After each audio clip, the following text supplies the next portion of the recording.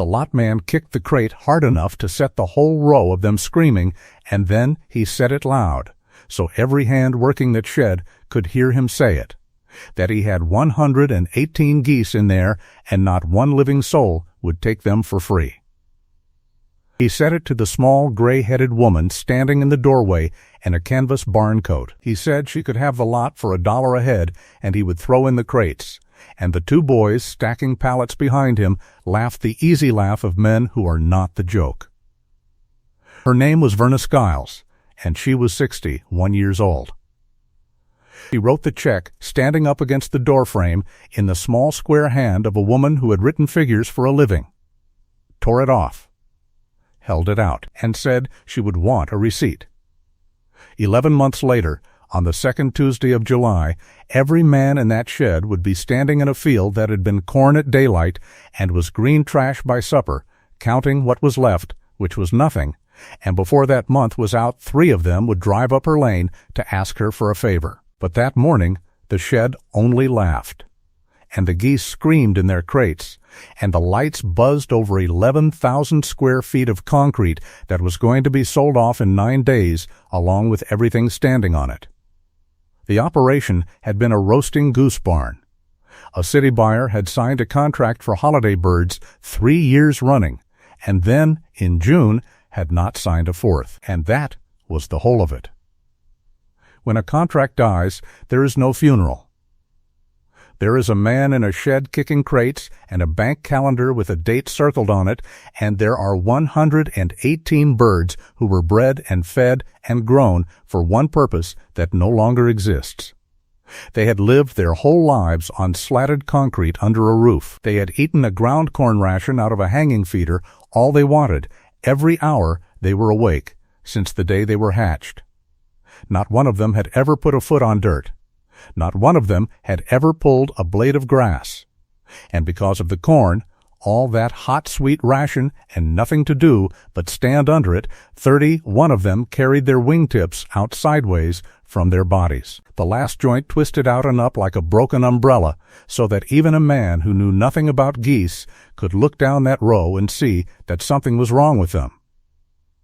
The lot man had a word for it. He called them the crooked ones. He told her she was buying $118 worth of crooked, and she said that was between her and the geese. And he laughed at that too, and helped her load them, since $1 a head was more money than the rendering truck was going to pay him. She had worked 31 years on the scale at the feed mill in Bell Fork. That was the part the county could not get past later. Every farmer in 3 townships had rolled onto that platform with a load of corn and watched her lean out the window and take the weight and the moisture and write it down, and every one of them had taken a ticket out of her hand. She knew what corn cost. She knew what corn cost the year it was cheap, and the year it was not. She knew the freight on it. She knew which men hauled it in and which men hauled it out, and which men had quietly been buying back their own corn at a markup for 11 years without ever once doing the arithmetic on it. She had watched a hogman drive off the scale with a look on his face like he had been hit in the chest with a shovel, and she had watched the same man come back 6 weeks later and do it again. Her father had run the same scale before her, and her father had a saying he wore out on her before she was 10 years old standing in that window with the ticket book, which was that nothing you have to buy every single day is ever really yours. She had 81 acres on 9 Mile Ridge, all of it grass, most of it fenced by her father with woven wire that was still standing because he had stretched it right. She had a barn with a good roof and a bad door. She had a husband for 26 years named Dale, who died 4 Februaries back, sitting up in his chair with the television on, and she had been alone since, and had not much minded it. She had hayed the 81 acres for a neighbor's cattle every summer since Dale died, and cleared about what a person clears for hay, which is to say almost nothing, and she had spent 4 Februaries doing the arithmetic on that. There was a man who wanted that grass. Marlin Prather had been after the 81 acres since the month Dale died, and he had asked her 3 separate times, and every time he asked he was decent about it, and every time the number went up. He would cash rent the whole ridge at a figure that beat hay 4-to-1, and he would take the fences out and the rock piles with them and put every acre of it into corn, and she could sit on her porch and cash a check in November like a sensible woman and never look at a bale again. It was a good offer.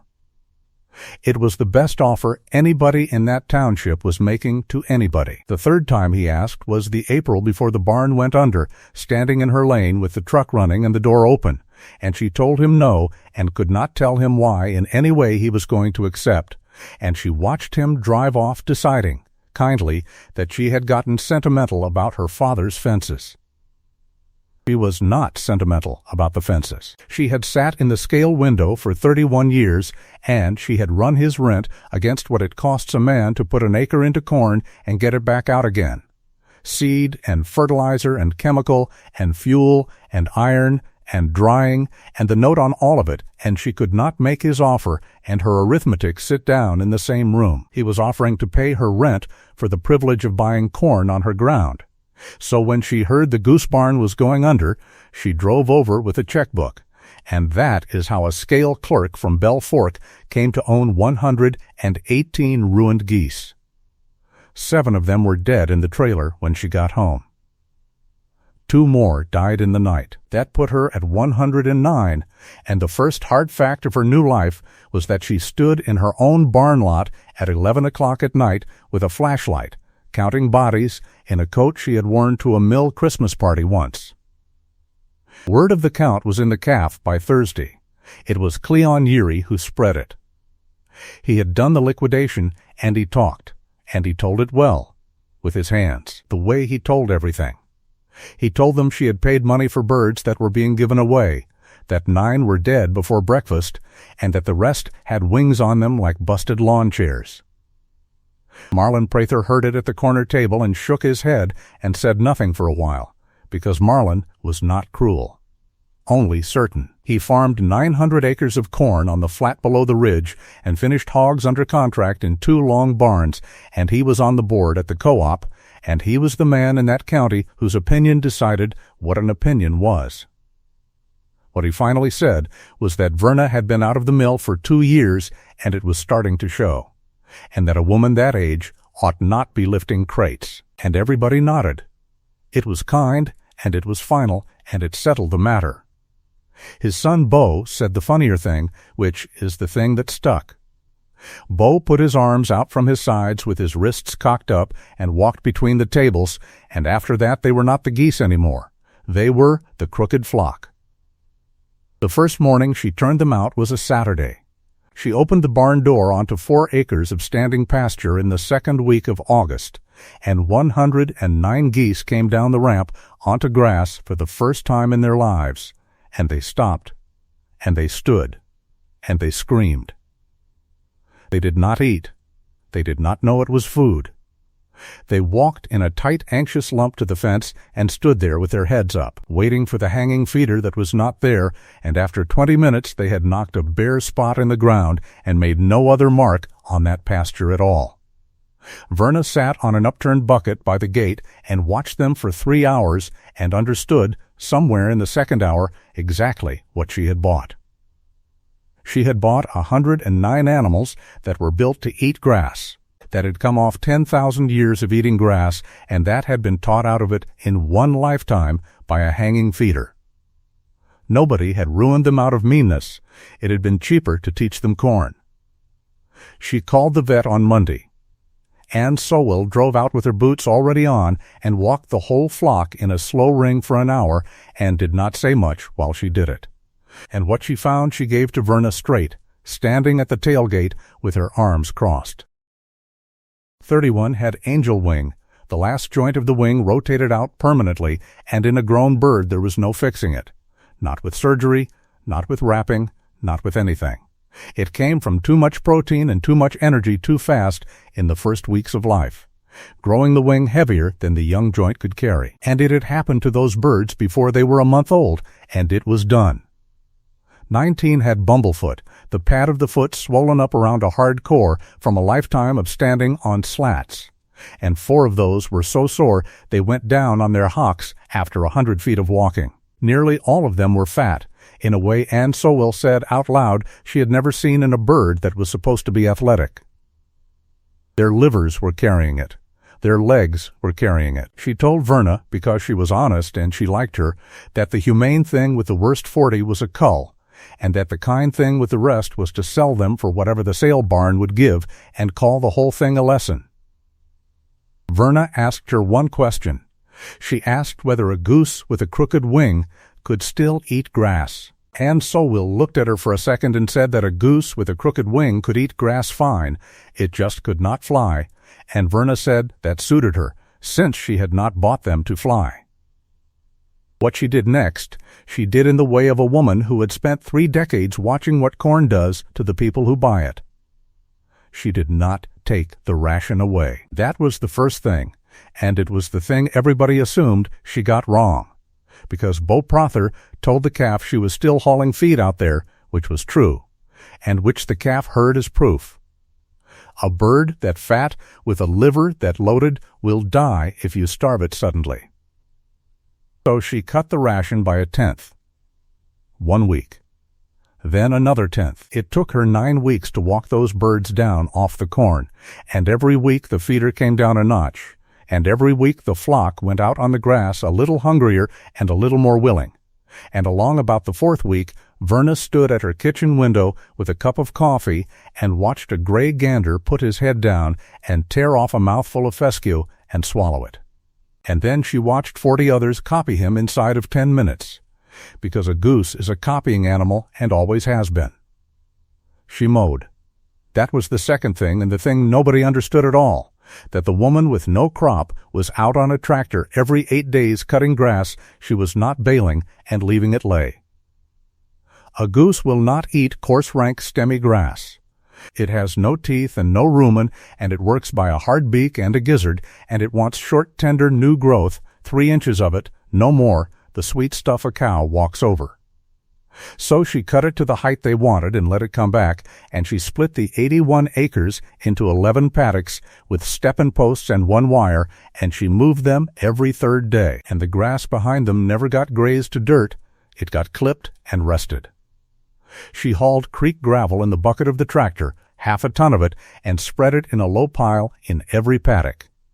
Because a bird has no teeth and grinds its food with stones in its gizzard, and those birds had lived on smooth concrete and had never in their lives swallowed a stone. And without grit, they could have eaten grass all day and starved on a full crop. And she built water. A goose has to sink its whole head to swallow right and to clear its nostrils, and a dish will not do it.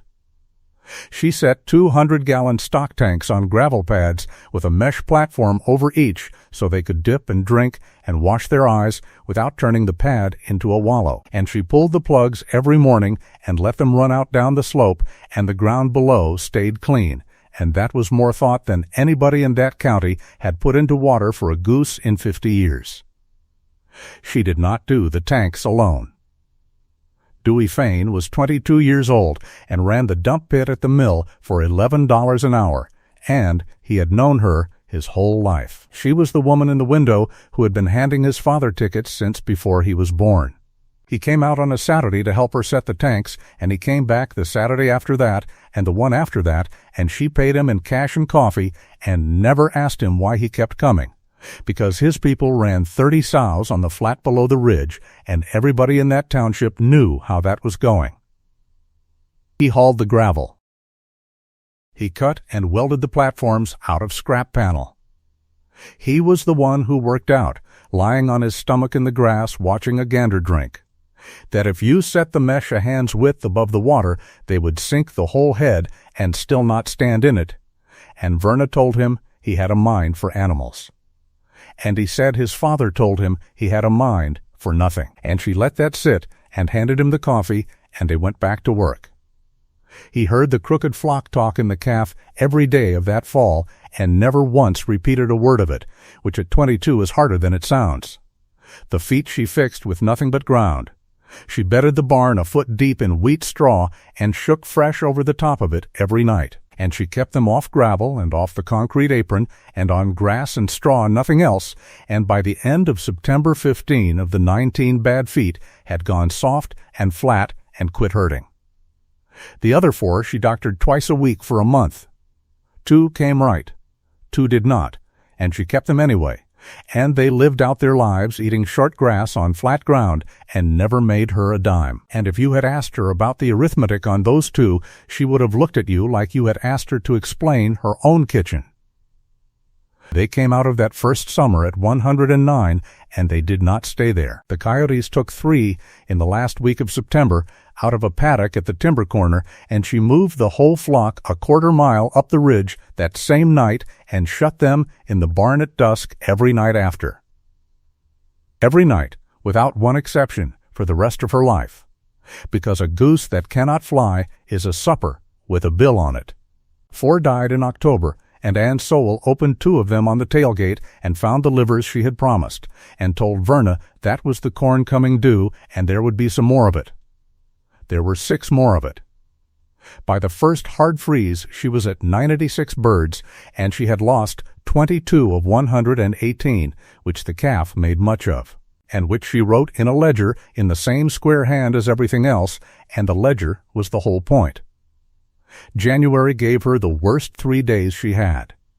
An ice storm came through on a Thursday and laid a quarter-inch of glaze over the whole ridge and took the power out for 4 days and locked the grass under a lid no bill can break. She kept them shut in the barn on straw and hauled water in 5-gallon buckets from the spring house, 40 buckets a day, up a hill she could not stand up on, in a pair of Dale's rubber boots with 2 pair of socks stuffed in the toes. And she fed whole grain out of a coffee can and hated every scoop of it and wrote every scoop of it down anyway. On the 3rd night, one of the old ganders, a crooked-winged bird she had never named and would have denied being fond of, went down flat in the straw and stayed down, and she carried it into her own kitchen and put it in a laundry basket by the wood stove. It stood up at 2 in the morning. It ate a handful of grain out of her hand and screamed at her at 4, and she put it out with the rest at daylight, and it lived another 6 years. The thaw came Monday, and the ice went off the hill in a day, and the grass was under there, green and flat, and waiting. The grass is always under there. Here is what was in the ledger by the middle of February, and here is why the woman kept it. 96 geese had come through a winter on the ridge. From the middle of October to the middle of February, they had eaten grass under snow when there was snow.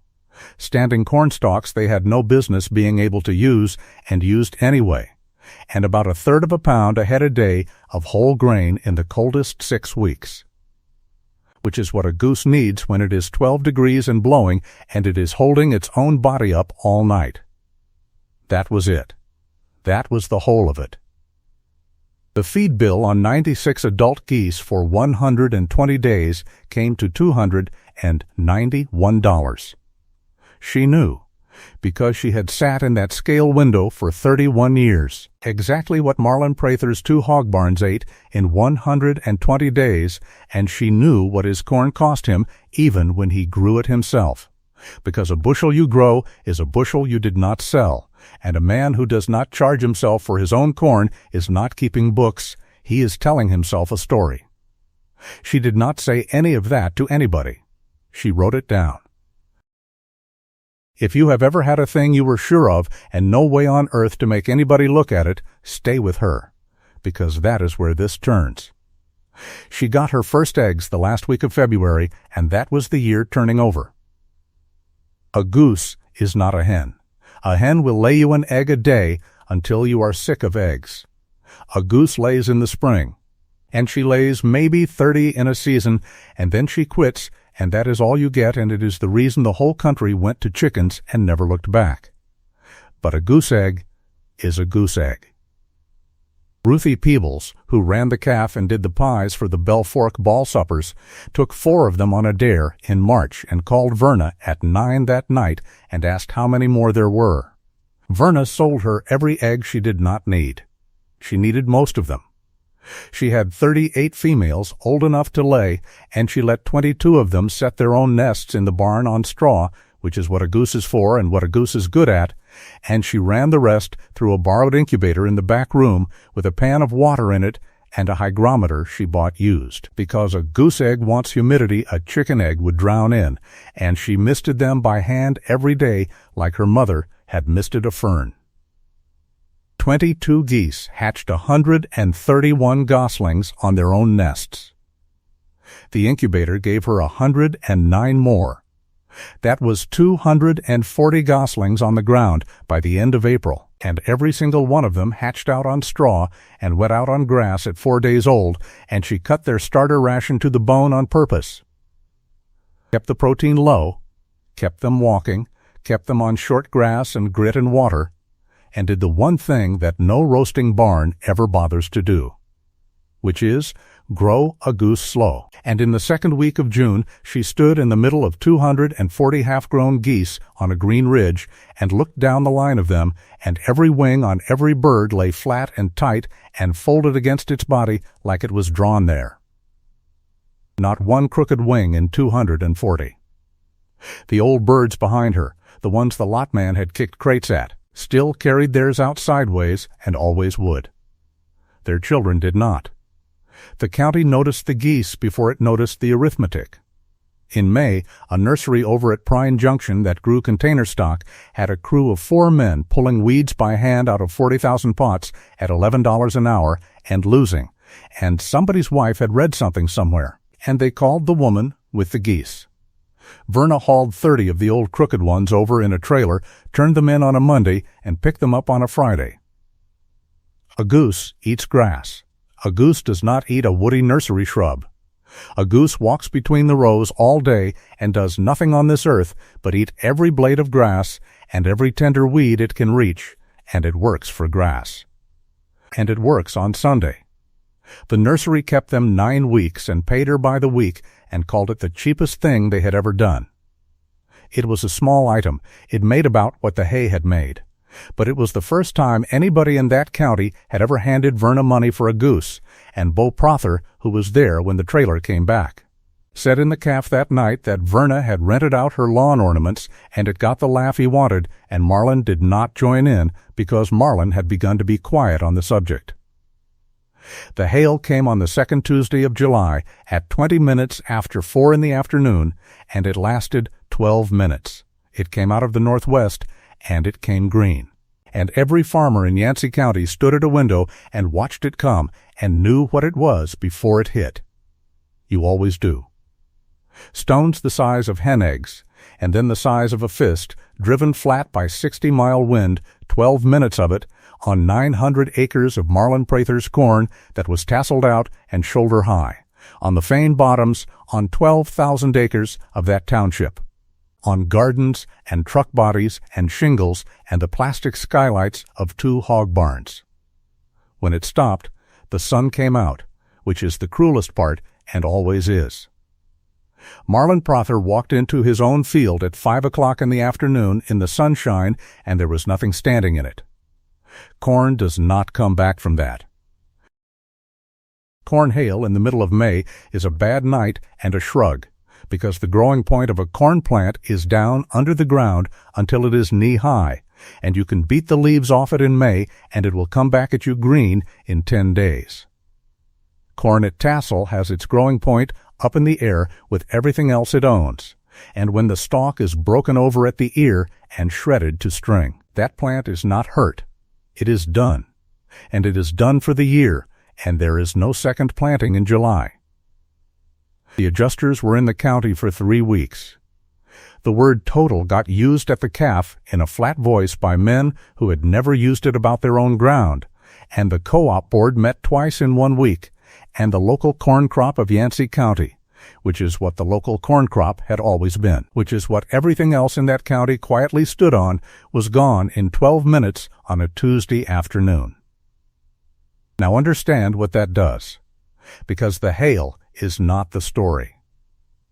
The hail is only the bill coming due. Every hog in Marlin Prather's 2 barns ate corn. Every chicken in that township ate corn. The dairy at the far end ate corn, and the horses at the fairground ate corn.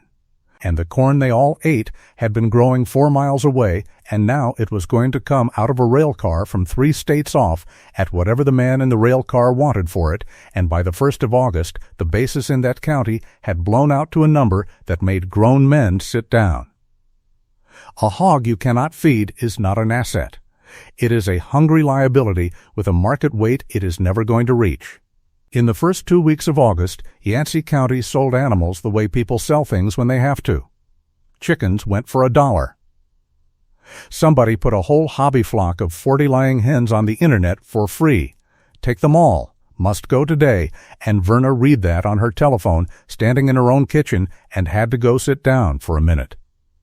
Because 11 months before, a man had kicked a crate and said those same words to her about her own birds.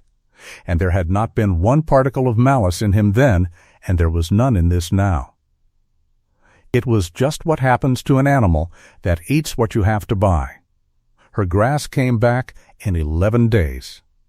That is the whole of it, and she never had to explain it to a soul in that county. They were farmers, and they figured it out standing in their own driveways. Hail beats grass flat and takes the leaf off it, and the grass plant keeps its growing point down in the crown at the soil, safe, under the ground, where it has kept it for about 30 million years, and 11 days later that pasture was green again, and short and tender, which is exactly and precisely the way a goose likes it best. Her flock had gone into the barn at 4 o'clock that Tuesday because she shut them in at 4 when the sky went green, and they came out Wednesday morning onto a beat-down pasture and were annoyed about it for a week, and then they were not. 336 geese, 96 old crooked ones, and 240 young ones with wings like folded knives, and between the whole 336 of them, from the second Tuesday of July to the middle of that October, they ate about $11 a day of grain, which is to say almost none, since it was summer and the ridge was green. In a county where you could not give away a laying hen, Verna had 336 pounds and pounds of good meat walking around, eating a crop that hail cannot kill. Bo Prather was the first one to actually see it, and he saw it from the road. He had been sent up the Ridge Road in the last week of July to look at a hay meadow his father was thinking about buying. And he stopped the truck at the top of Verna's lane and sat there with the engine running for a long time, because from that spot you could see both things at once. Below him, 900 acres of his father's ground lay brown and shredded and going gray, standing up in broken strings. A whole year of a family's work turned into trash you could not even bale. Above him, on the other side of one woven wire fence his grandfather's generation had stretched, 81 acres lay green and clipped and rolling, and 336 geese moved across it in a slow gray tide, eating same storm. Same 12 minutes. Same county. He did not say anything to anybody about it for 2 months. Galen Dees came first, and it should have been Galen, since he had managed the mill for 19 of her 31 years and had told her at her own retirement party that she was making a mistake buying those birds and had meant it kindly. He drove up the lane on a Sunday and stood at the fence with his hat in his hand while 300 geese came over to look at him. And he said it plain. He said he had been wrong about this. He said he had sat in that office for 19 years selling corn to every man in this county, and he had never once, not one time, had the thought she had had, and that it was smart, and that he was sorry he had laughed. Ann Sowell said hers with a needle in her hand in September, doing the health papers for the first load Verna sold. 40 young geese to a butcher shop in the city that had a waiting list for a real goose at Christmas and had not been able to find one in 4 years since the barn went under. Ann Sowell said she had told this woman to cull 40 birds a year ago, and that the 40 she would have killed were the grandmothers of the load going out the door, and she wanted that written down somewhere. Bo Prather said his in the worst possible place, which was the calf, in front of the same corner table he had walked between with his arms out. He did not make a speech. He said in a room that got quiet that he had been the one calling them the crooked flock, and he was done doing that, and then he asked Verna, who was sitting at the counter with a coffee, whether she would have any goslings for sale in the spring, and she said she expected she would. Marlon Prather took until the last week of October. He was a good man, and he was wrong for 11 months, and both of those things stayed true the whole time. And it cost him more to drive up that lane than it cost any of them. He had lost the corn, and he had sold the hogs at a loss he did not say out loud, and he had 2 long, empty barns with hail holes in the roofs, and he stood in her barn lot with his hands in his pockets and told her he had come to ask her a question, and that he would take it kindly if she did not enjoy this too much. She told him she was too old to enjoy anything that took 11 months.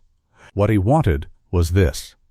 His 900 acres of shredded corn had shelled itself all over the ground in July, ears and kernels driven into the dirt, and if you leave that lay, next spring your beans come up in a field of volunteer corn thick as a lawn.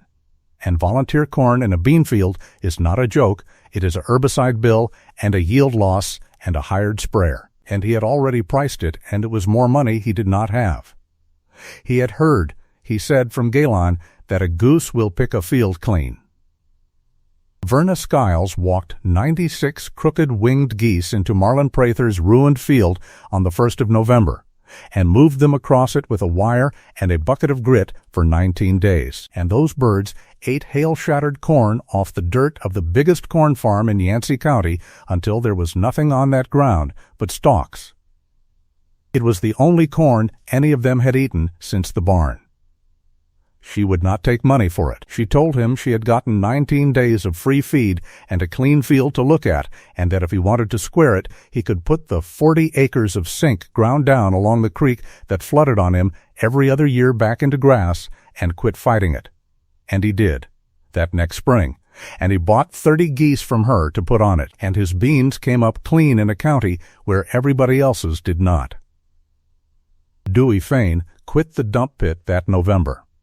He took 40 goslings off her in the spring on a handshake and put them on the sow lot his father had emptied, and Verna went down there in June to look at them and stood at the fence a while and told him he had done it right, and the young man had to go check on something in the barn for a minute.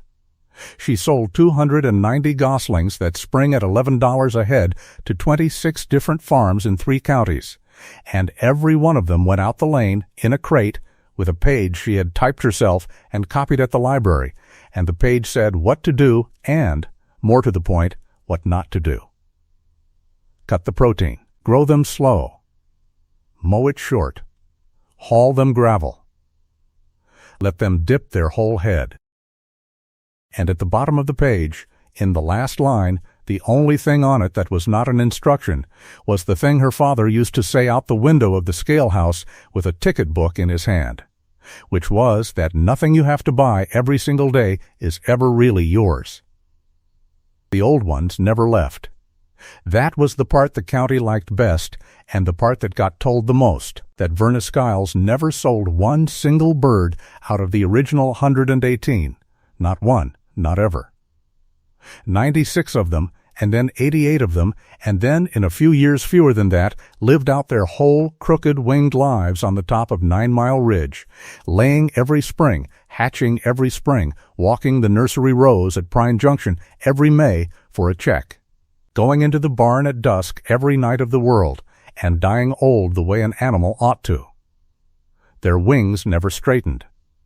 A goose is what it was made into in its first 4 weeks, and that is permanent, and every bird in that flock carried the barn on its back for the rest of its days where anybody could see it. But not one of their children did, nor their grandchildren, and by the time Verna was 68 years old, there were geese eating grass on 26 farms in 3 counties that had come off her ridge, and every wing on every one of them lay flat. Cleon Urey, who started the whole thing at that corner table, went on doing liquidations, since somebody has to, and he told the story on himself for years afterward and told it better every time. He would set it up with the crate and the $1 a head and his own voice saying the words "nobody wants these," and then he would let it sit, And then he would say the tag, which was that he had sold a woman 118 problems for $118, and she had turned around and made every one of them a solution. And he had watched her do it out a windshield for 11 months and had not understood one thing he was looking at. And Bo Prather bought the second biggest lot of goslings she sold that spring, and never once in his life lived down the walk between the tables, because his father would not let him.